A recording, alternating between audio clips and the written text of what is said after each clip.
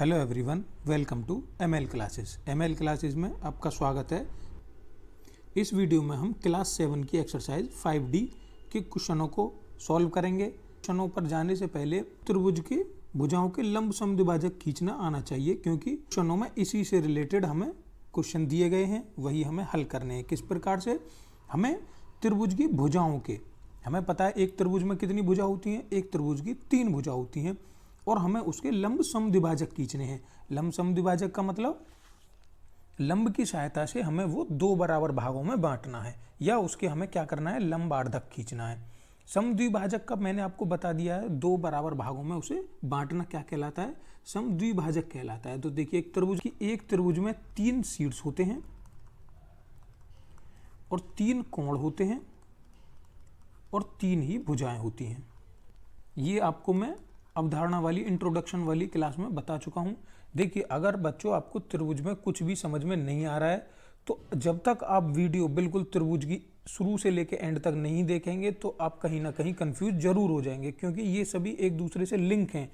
आपको एक वीडियो को समझने से पहले दूसरी वीडियो जरूर देखनी पड़ेगी, क्योंकि ये सभी एक्सरसाइज आपस में लिंक होती आई हैं। पिछली एक्सरसाइज में कुछ ऐसी चीज़ जरूर होगी जिसे आप नहीं जानेंगे तो आपकी समझ में अगली एक्सरसाइज नहीं आएगी। तो इसीलिए मैं आपसे कह रहा हूं कि जिस भी एक्सरसाइज को आप कर रहे हैं, उससे पहले अगर आपने पिछली वीडियो नहीं देखी है तो आप उसे जरूर देखें। देखिए, मैंने आपको बताया कि एक त्रिभुज में 3 शीर्ष होते हैं। कौन कौन से शीर्ष हैं यहाँ पे? एक तो ये शीर्ष है, शीर्ष A, B और C, ये 3 शीर्ष हो गए। और देखिए, 3 ही कोण होते हैं। एक ये कोण हो गया, एक ये कोण हो गया और एक ये कोण हो गया। तो कितने कोण हो गए? 3 कोण हो गए। कौन कौन से? कोण A, कोण B और कोण C। कोण A, कोण B और कोण C। और देखिए, 3 ही भुजाएं होंगी। भुजाएं हमें दिख रही हैं। एक तो ये भुजा है AB, एक ये है BC और एक ये है AC। AB, BC और AC, ये 3 भुजाएं हैं इसमें। अब वो क्या कह रहा है, त्रिभुज की भुजाओं के। तो ये जो हमें 3 भुजाएं दी गई हैं, हमें इन्हीं के लंब समद्विभाजक खींचना है। तो देखिए बच्चों, क्या करते हैं, सबसे पहले हम एक त्रिभुज की रचना करेंगे। सबसे पहले हम एक त्रिभुज बनाते हैं। देखिए, हमने एक त्रिभुज बनाया ABC।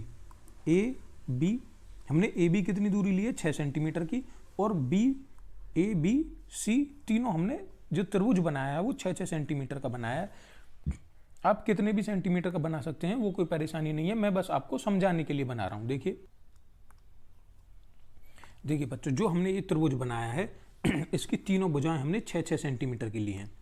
ABC, AB, AC और CB, ये तीनों 6-6 सेंटीमीटर की हैं। अब हमें क्या करना है, एक एक करके इन तीनों भुजाओं के लंब समद्विभाजक खींचने हैं, मतलब दोनों का समद्विभाजक करना है, आधा आधा बांटना है दोनों को। कैसे करेंगे? देखिए, बिंदु A को केंद्र मानेंगे। सबसे पहले बिंदु A को केंद्र मानते हुए आधी से अधिक दूरी लेंगे। आधी से अधिक दूरी लेते हुए 2 चाप लगाएंगे। देखिए, आधी से अधिक दूरी लेते हुए हम 2 चाप लगाते हैं। एक चाप हमने यहां लगाया ऊपर और एक चाप नीचे लगाएंगे, इस प्रकार। इसी प्रकार बिंदु B को केंद्र मानते हुए चाप इस प्रकार लगाएंगे कि वो इन दोनों चापों को आपस में काट दे। देखिए, लगाते हैं, ये कट गया यहां पर, और इसी प्रकार दूसरा चाप लगाएंगे जो इसे काट दे। देखिए, ये दोनों चाप एक दूसरे को आपस में काट रहे हैं। अब क्या करेंगे, इन दोनों को मिलाती हुई एक रेखा, सीधी रेखा खींच देंगे जो इसका समद्विभाजक होगा। देखिए, इन दोनों को मिलाती हुई एक रेखा खींच देते हैं सीधी। ये क्या हो गया, इस रेखा AB का समद्विभाजक हो गया।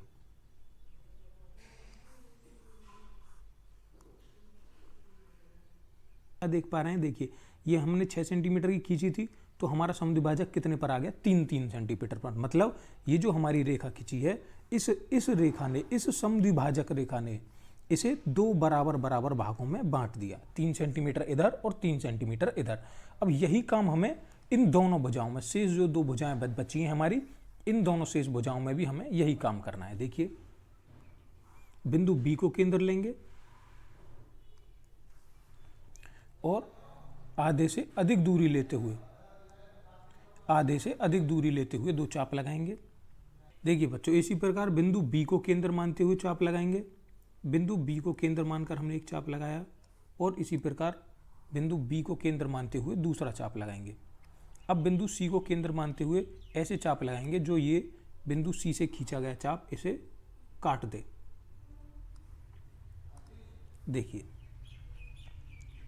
चाप लगाएंगे, इसे यहाँ पर काटेगा और इस दूसरे चाप को इसने यहाँ पर काट दिया। अब जहाँ पर ये दोनों आपस में एक दूसरे को काट रहे हैं वहाँ से मिलाती हुई एक रेखा खींच देंगे। खींचते हैं, देखिए एक रेखा।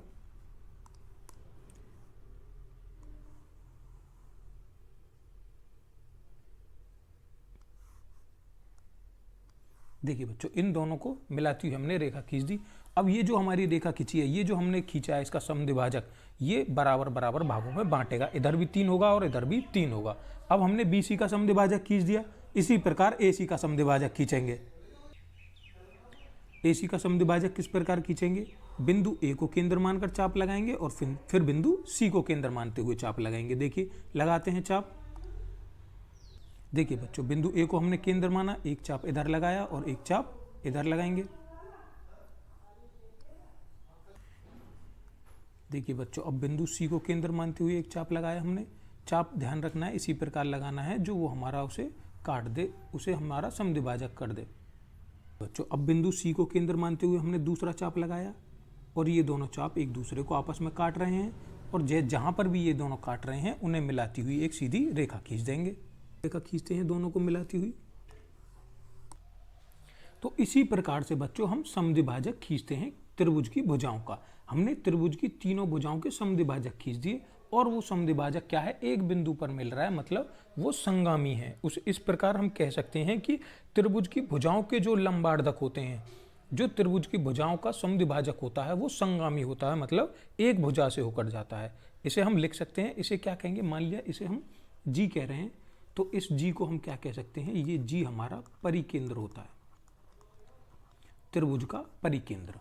ये बात आपको याद रखनी है, ये त्रिभुज का परिकेंद्र होता है, जिसे हम सर्कम सेंटर भी कहते हैं, जिसे हम क्या कहते हैं? Circum centre. अब देखिए, अगर आपसे कहे कि हमें त्रिभुज का परिकेंद्र ज्ञात करना है, अगर हमसे किसी प्रश्न में वो बोले कि त्रिभुज का परिकेंद्र ज्ञात कीजिए, तो ये कोई आवश्यक नहीं है कि हमें तीनों भुजाओं के अर्धक खींचने पड़ेंगे। हम दो भुजाओं के उससे भी परिकेंद्र ज्ञात कर सकते हैं। कैसे? कि भाई हमने दो भुजाओं के ज्ञात कर लिए, तो जहां पर वो दोनों मिलेंगे आपस में, उसके लिए तीसरे की जरूरत नहीं है, क्योंकि तीसरा भी वहीं आकर मिलेगा। अगर दो भुजाएं एक दूसरे को काट रही हैं तो वहीं पर हमारा परिकेंद्र हो जाएगा। तो हम यहाँ पर एक बात लिख सकते हैं कि देखिए बच्चों, हमने क्या लिखा? त्रिभुज की भुजाओं के लंबार्धक संगामी होते हैं। तो देखिए, त्रिभुज की भुजाओं के लंबार्धक क्या है? संगामी है, मतलब एक ही बिंदु से गुजर रहे हैं, बिंदु G से होकर जा रहे हैं, तो ये क्या हो गया?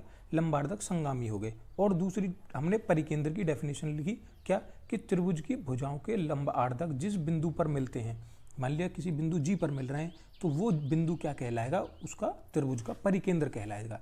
जिस भुजा पर जो हमने ये लंबार्धक खींचे हैं त्रिभुज की भुजाओं के, जिस बिंदु पर भी वो मिलते हैं वो हमारा क्या कहलाता है? परिकेंद्र, सर्कम सेंटर कहलाता है। उम्मीद करता हूँ ये लंबार्धक खींचना और परिकेंद्र आपकी समझ में आ गया होगा। अब हम अपनी एक्सरसाइज की तरफ बढ़ते हैं।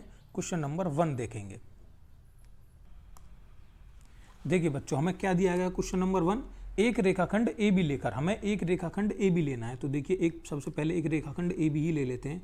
मान लिया हमने कोई एक रेखाखंड AB 5 सेंटीमीटर का ले लिया, इसे नाम दे दिया AB, क्योंकि वो नाम AB कह रहा है, AB। एक रेखाखंड AB लेकर उसकी लंब समद्विभाजक रेखा L खींचिए। तो AB का समद्विभाजक खींचते हैं, किस प्रकार खींचेंगे? प्रकार की सहायता से बिंदु A को केंद्र मानेंगे और प्रकार में आधी से अधिक दूरी लेते हुए दो चाप लगाएंगे। देखिए, आधे से अधिक दूरी लेते हुए दो चाप लगाते हैं। एक चाप ये लगाया और एक चाप ये लगाया। इसी प्रकार बिंदु B को केंद्र मानते हुए चाप लगाएंगे, जो इन दोनों चापों को आपस में काट दे।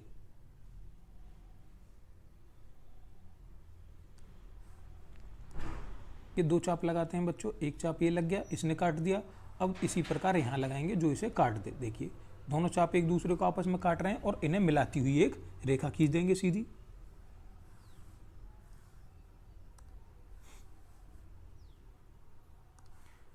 हमने इन्हें मिलाती हुई एक सीधी रेखा खींच दी। ये हो गया इसका, इस रेखा AB का लंब समद्विभाजक हो गया। इसको क्या नाम दे दिया हमने? L, इसे नाम दे दिया L। अब ये क्या कह रहा है? L पर कोई बिंदु P लेकर, मतलब इस रेखा L पर हमें कोई एक बिंदु P लेना है। मान लिया कहीं पर भी हमने, मान लिया यहाँ पर एक बिंदु P ले लिया, यहाँ पर हमने एक बिंदु P ले लिया। इस बिंदु को हम P मान रहे हैं। P लेकर PA और PB को नापिए, मतलब PA और PB हमें ये मापना है, ये कितना हो जाएगा। तो क्या PA बराबर PB आएगा या नहीं आएगा। तो देखिए हमने ये बिंदु P यहाँ पर ले लिया, अपनी प्रकार पैमाने की सहायता से हम मापेंगे। तो देखिए चूंकि प्रकार में ही दूरी दे दी गई है तो हम पहले प्रकार से ही माप लेते हैं। देखिए इस बिंदु तक की हमारी दूरी कितनी आ रही है, 3.2 आ रही है। अब देखिए क्या B से भी उतनी ही दूरी आएगी, मापते हैं। देखिए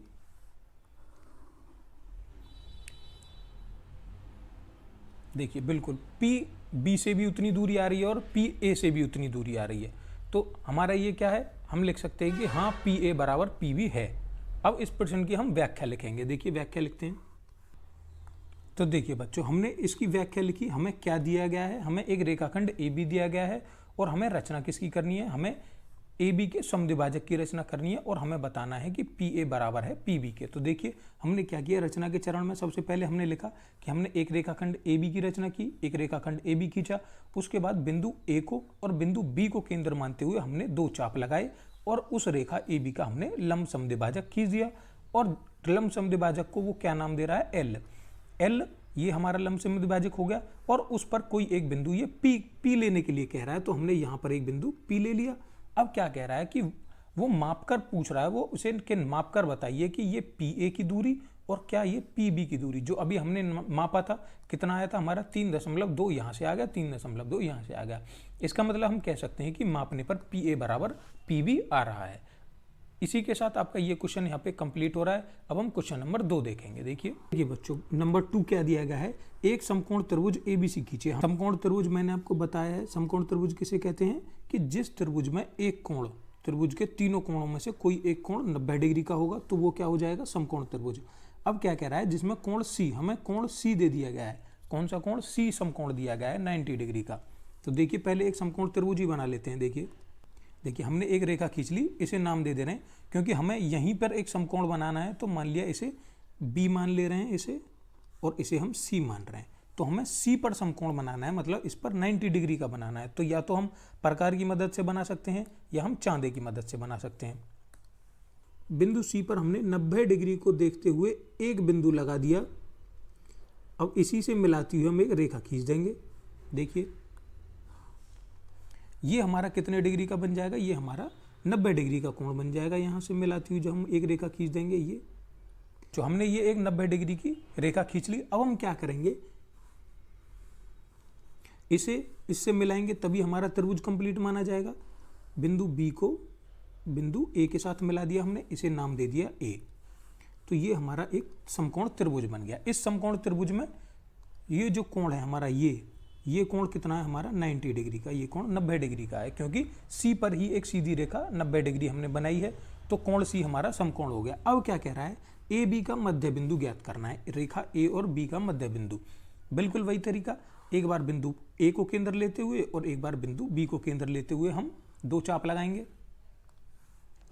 कितनी दूरी लेंगे, आधे से थोड़ी अधिक दूरी लेंगे। देखिए आधे से अधिक दूरी लेते हुए पहले बिंदु B से चाप लगाते हैं। बिंदु B को केंद्र माना हमने और एक चाप ये लगाया और एक चाप इधर लगाएंगे, एक चाप ये लगाया। इसी प्रकार बिंदु A को केंद्र मानते हुए चाप लगाएंगे।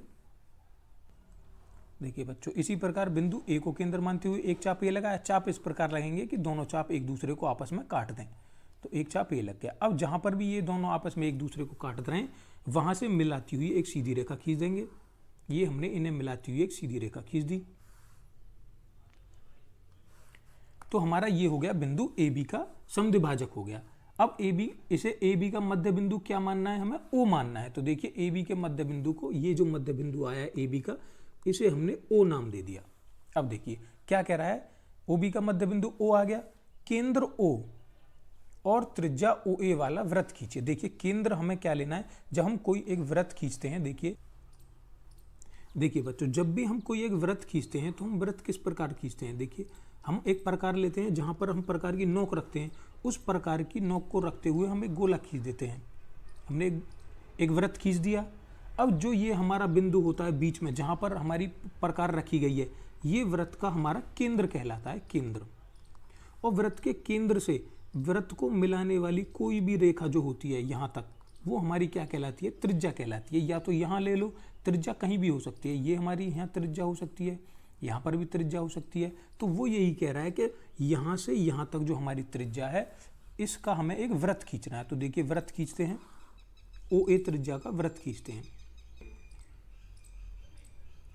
OA हमने अपनी प्रकार में दूरी ले ली, अब इस त्रिज्या का हम वृत्त खींचेंगे।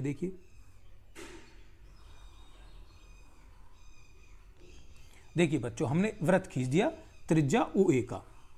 अब आगे क्या कह रहा है, क्या यह C से होकर जा रहा है? तो हाँ, देखिए ये बिंदु C से होकर जा रहा है, तो हाँ, इसका आंसर हाँ आ जाएगा यहाँ तक। अब क्या कह रहा है, ABC के संदर्भ में बिंदु O को क्या कहते हैं, ABC। कि अगर हम त्रिभुज ABC को देखें तो ये हमारा O क्या कहलाएगा? देखिए O ये हमारा कहलाएगा, O हमारा परिकेंद्र कहलाएगा। O क्या कहलाएगा? परिकेंद्र। O परिकेंद्र कैसे कहलाएगा? देखिए जब हमने रेखा AB का समद्विभाजक किया तो ये बिंदु यहाँ पर मिल गया। अब जब हम AC का समद्विभाजक खींचेंगे तो वो भी हमारा यहीं पे मिलेगा, AB का समद्विभाजक खींचेंगे तो वो भी हमारा यहीं पर मिलेगा। और जहां पर भी त्रिभुज के लंब समद्विभाजक आपस में मिलते हैं, मैंने आपको बताया पहले अभी इसी वीडियो में, वो क्या कहलाता है, परिकेंद्र मतलब सरकमसेंटर कहलाता है। तो इस क्वेश्चन की हम थ्योरी लिखेंगे। देखिए बच्चों, हमने इसकी रचना लिखी, क्या लिखा, हमें जो दिया गया है वो लिखा। हमें क्या दिया गया है, त्रिभुज का एक कोण हमें 90 डिग्री दिया गया है, मतलब समकोण दिया गया है। और हमें रचना क्या करनी है, हमें एक समकोण त्रिभुज ABC की रचना करनी है और वृत्त की रचना करनी है बिंदु O को केंद्र मानते हुए। तो हमने लिखे रचना के चरण। नंबर 1 पर हमने क्या लिखा कि सर्वप्रथम हमने एक रेखा BC खींची और कोण हमने C पर हमने एक कोण C लिया 90 डिग्री और एक हमने समकोण की रचना कर दी। उसके बाद हमने रेखा AB पर समद्विभाजक खींचा, किस प्रकार, बिंदु A को केंद्र मानते हुए और बिंदु B को केंद्र मानते हुए। हमने रेखा AB का समद्विभाजक खींच दिया और जहां पर समद्विभाजक हुआ उस पर बिंदु O मान लिया। अब हमने क्या किया बच्चों, बिंदु O जहां पर इसका समद्विभाजक काटा बिंदु O पर, बिंदु OA की त्रिज्या लेते हुए हमने अपनी प्रकार में एक वृत्त खींच दिया। अब वो हमसे पूछ रहा है क्या यह वृत्त बिंदु C से होकर जा रहा है? तो हाँ, ये वृत्त बिंदु C से होकर जा रहा है। और क्या पूछ रहा है, ABC त्रिभुज के संदर्भ में बिंदु O को क्या कहते हैं? तो बिंदु O को हम क्या कहते हैं, परिकेंद्र कहते हैं, सरकमसेंटर कहते हैं। क्यों? क्योंकि जब हमने AB का समद्विभाजक खींचा तो वो बिंदु O से होकर जा रहा है, जब हम AC का समद्विभाजक खींचेंगे तो वो भी बिंदु O से होकर जाएगा। इसी प्रकार बिंदु C का भी O से होकर जाएगा, तो इसे हम कहेंगे O परिकेंद्र कहेंगे। इसी के साथ आपकी ये एक्सरसाइज यहीं पे मैं रोक रहा हूँ। क्वेश्चन नंबर 3 बचा है इसका, वो मैं अगले पार्ट में बनाऊंगा। तब तक के लिए आप वीडियो देखते रहिए। और अगर आपको कुछ चीज़ समझ में नहीं आ रही तो मैं एक बार फिर से आपको यही कहूँगा कि आप वीडियो को, जो पुरानी वीडियो है कॉन्सेप्ट वाली, उन्हें देखिए शुरू से लेकर एंड तक। कोई भी वीडियो नहीं छोड़ेंगे तो आपकी समझ में टॉपिक जरूर आएगा। तो चलिए नेक्स्ट पार्ट में मिलते हैं, तब तक के लिए टेक केयर, गुड बाय।